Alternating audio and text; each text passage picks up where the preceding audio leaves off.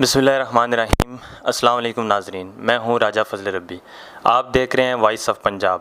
اس وقت ہم راولپنڈی میں موجود ہیں اور ہمارے آج کے مہمان جو کسی تعارف کے محتاج نہیں، ایک عظیم انسان کے بیٹے محترم جنرل حمید گل صاحب کے صاحبزادے محترم عبداللہ حمید گل، جو تحریک جوانان پاکستان کے سربراہ ہیں۔ آئیے ان سے ملتے ہیں۔ السلام علیکم سر، کیسے ہیں؟ جی وعلیکم السلام، الحمدللہ، بہت شکریہ۔ سر میرا پہلا سوال آپ سے یہ ہے کہ اس وقت چونکہ آپ کے والد محترم آرمی میں خدمات سر انجام دیتے رہے اور ماشاءاللہ پوری دنیا میں ان کا ایک نام تھا اور امریکہ جیسا ملک بھی ان کے نام سے کامتا تھا، تو آپ نے سیاست ہی کیوں جوائن کی؟ آپ نے آرمی کو چھوڑ کر سیاست جوائن کی، اس کی کیا وجہ بنی؟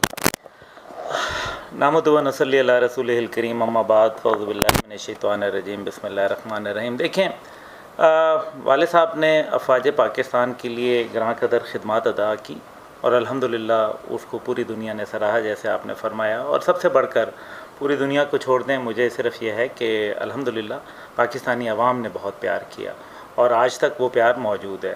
اور جہاں تک میرا تعلق ہے، میں نے ISSB کا کورس جو تھا وہ ٹاپ کیا تھا 64,000 لوگوں میں، لیکن پھر یہ فیصلہ کیا کہ میں اپنے والد کے ساتھ رہ کے خدمات انجام دوں گا، ان کی خدمت کروں گا، کیونکہ جس پیرائے میں فوج پاکستان سے وہ استعفیٰ دے کے باہر آئے اور جس طریقے سے ان کو، حالانکہ ان کا نام نمبر 1 کے اوپر تھا آرمی چیف کے حوالے سے، لیکن ان کو موقع نہیں مل سکا، تو ظاہر ہے ایک مغربی دباؤ تھا، استعماری قوتیں نہیں چاہتی تھیں کہ اس قسم کا شخص جو ہے وہ سامنے آئے جس کی سوچ جو ہے اسلامائزیشن ہو اور پین اسلامسٹ سوچ کا مالک ہو، جہادی سوچ کا انسان ہو۔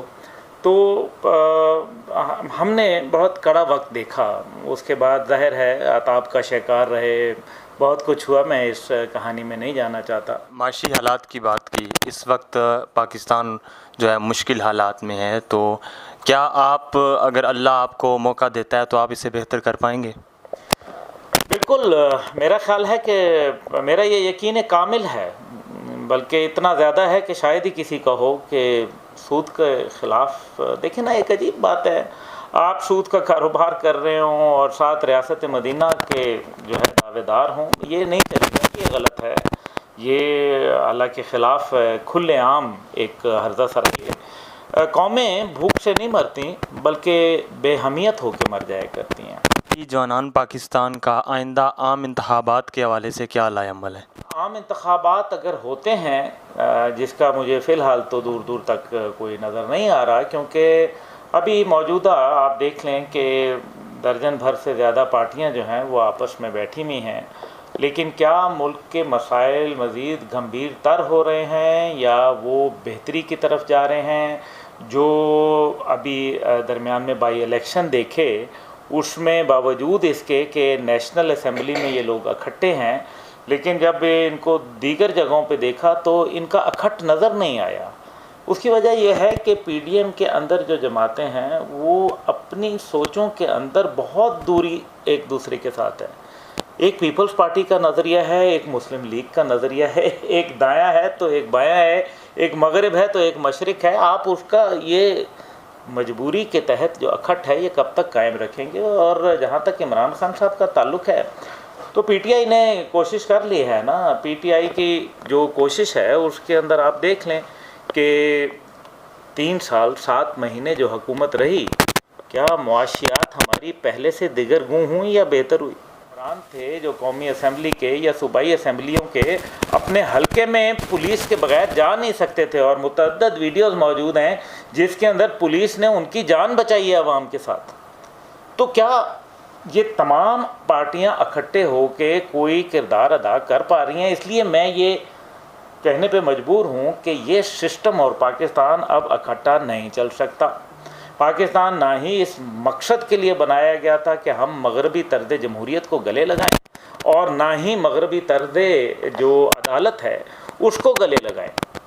یہ ہمارا طریقہ نہیں ہے۔ ہم اسلامی نظام کے لیے پیدا ہوئے تھے، ہم نے اللہ سے وعدہ کر کے آئے تھے کہ ہم نے پاکستان میں ریاست مدینہ ثانی کا قیام کرنا ہے. تو عام کو جب تک وہ ایک برابری کی سطح پہ نظام نہیں لے آتا انصاف کا، تب تک آپ نہیں چلیں گے. بات یہ ہے کہ آپ نے دیکھا شیرین مزاری کے لیے عدالت کھلتی ہے کے حوالے سے بھی معاملات میں بہت کوئی جدت میں دیکھتا ہوں، اور اسی طریقے سے میں جو اس نظام کا لپیٹا جانا ہے یہ ٹھہر گیا ہے، یہ نظام نہیں چل رہا. یہ وہ ہے جس کے لیے اقبال نے کہا کہ جس کھیت سے میسر نہ ہو دہقاں کو روزی، اس کھیت کے ہر خوشہ گندم کو جلا دو. اس وقت پاکستان سیلاب سے کافی متاثر ہے. بہت ساری فلاحی تنظیمیں جو کہ سیلاب زدگان کی امداد کے لیے وہاں پہنچ رہی ہیں، تو آپ کی جماعت کا اس میں کیا کردار ہے؟ دیکھیں، طریقہ کار جو ہے کہ ایک ہاتھ سے دو تو دوسرے کو پتہ نہ چلے. میں نے اپنے ذاتی طور پر، کیونکہ میرے والد صاحب نے، جنرل حمید گل رحمۃ اللہ نے، ایک ادارہ بنایا تھا سروس فار آل کے نام سے، صفا مروہ کی نسبت یہ نام ہے، رجسٹرڈ ہے پاکستان کا. اس کے پاس اپنا اکاؤنٹ ہے، اس کے اپنے نام سے اکاؤنٹ ہے. آپ کو پتہ ہے اپنے نام سے اکاؤنٹ صرف بہت کم اداروں کو ملتا ہے. یہ تقریباً 2013 سے عمل کے اندر ہے الحمدللہ، اور ہم نے بہت اس میں کئی کام کیے ہیں. اس میں کوئی بچیوں کا ایک یتیم خانہ بھی چلا رہے ہیں جس میں 400 بچیاں وہاں تربیت حاصل کر رہی ہیں. ہاسٹل کی فیسلٹی بھی ہے. اس کے علاوہ ایک اسپتال ہے، کچھ میڈیکل سینٹرز ہیں، کچھ کشمیر کے حوالے سے کام ہیں ہمارے.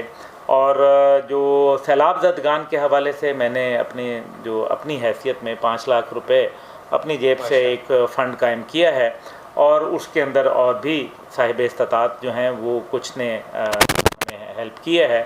اور رحیم یار خان اور سندھ کے علاقوں میں، اسی طریقے سے جو بلوچستان کے علاقوں میں جہاں، اور کے پی میں کچھ ہم نے ابھی کوشش کر رہے ہیں. اس کے اندر وہ ویڈیوز وغیرہ ہمارے پاس موجود ہیں، لیکن ہماری کوشش یہ ہوتی ہے کہ جن کی مدد کر رہے ہیں ان کو نہ دکھایا جائے، اور صرف راشن اور وہ سارا دکھا دیتے ہیں. تو اللہ تعالیٰ قبول کرے. اور میں سمجھتا ہوں لیکن بہت سارے پاکستان کے اندر دردمند دل موجود ہیں. پاکستانی عوام بہت اچھی ہے، اس نے بہت کھلا کردار ادا کیا. جہاں حکومت کے بس کی بات نہیں ہے، کسی حکومت کے بس کی بات نہیں ہوتی. کووڈ کے اندر امریکہ جیسی حکومت جو تھی وہ اس نے ہینڈز اپ کر دیے تھے، اس کو بھی ایڈ لینی پڑ گئی تھی. چائنا جیسے ملک کو جو ہے وہ بھی لوگوں نے ہیلپ آؤٹ کیا تھا، روس کو ہیلپ آؤٹ کیا تھا. تو یورپ کے اندر جو حال تھا آپ کے سامنے تھا، بھارت کے آپ کے سامنے تھا. تو پاکستان کے اندر یہ ایک بہت ہی بڑی میرے خیال میں قدرتی آفت ہے. اللہ ہم سب کو معاف فرمائے.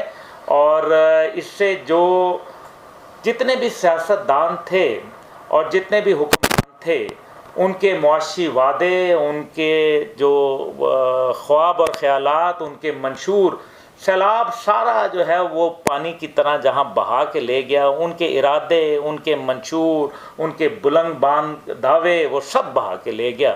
تو میں سمجھتا ہوں کہ ہمیں از سر نو جائزہ لینا ہوگا، اور ہمیں سوچنا ہوگا کہ ہم اگر اسی روش پہ چلتے رہے اور سیاست کھیلتے رہے تو ریاست کو ناقابل تلافی نقصان ہم پہلے ہی پہنچا چکے ہیں، اب اس کے مزید متحمل نہیں ہو سکیں گے. پاکستان جو ہے اتنا بڑا طوفان ہے، اور سب سے بڑا جو اس کا المیہ ہے وہ یہ ہے کہ جن علاقوں کے اندر اب یہ معاملات بہتر ہونا شروع ہو جائیں گے، ظاہر ہے پانی اترتا ہے. پانی اترنے کے ساتھ ساتھ موسم دیکھیں ستمبر کا ہے، آج 11 ستمبر ہے. اس کے بعد موسم ٹھنڈا ہونا شروع ہو جائے گا. ٹھنڈا ہوئے گا تو زمین سوکھے گی نہیں، زمین سوکھے گی نہیں تو اگلے سال کی فصل لگنے کے لیے قابل کاشت نہیں رہے گی. اور اگلے سال جو آپ کو اناج کا بحران آنے والا ہے، اللہ نہ کرے وہ میری بات جو ہے وہ سچ ثابت ہو، لیکن یہ ایک بہت بڑا کرائسس ہے. اس کے لیے پورے پاکستان کو تیار ہونا پڑے گا. بہت شکریہ سر. یہ تھے عبداللہ حمید گل، جوانان پاکستان کے سربراہ. انشاءاللہ جلد ہم دوبارہ مہمان کے ساتھ حاضر ہوں گے. تب تک کے لیے اللہ.